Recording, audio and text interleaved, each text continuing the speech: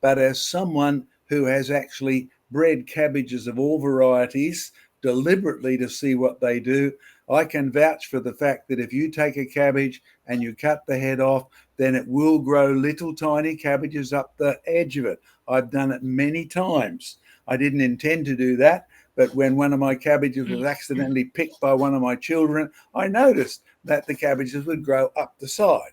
And then I came across an interesting comment by another professional plant breeder that the biggest experiment in human history is the history of farming and agricultural behavior of breeding and interbreeding.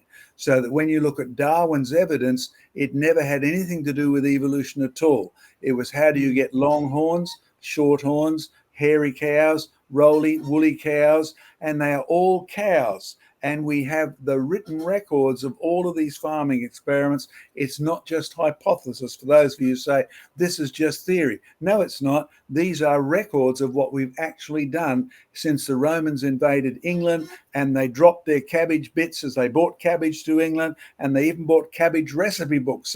So we know what way they even use the wild cabbage for. And then the cabbages have migrated all through England, wild and deliberate. So we have thousands of years of observed experiments, and here's what you observe.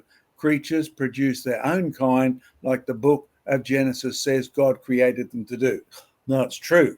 If you want to classify X variety of cabbage as species 1 and X variety of cabbage as species 2, you feel free to go ahead. God created separate kinds. But in the end, you'll find that all of these cabbages Diane is talking about, actually, the genes tell you they are the same species, not just the same kind, they are the same species.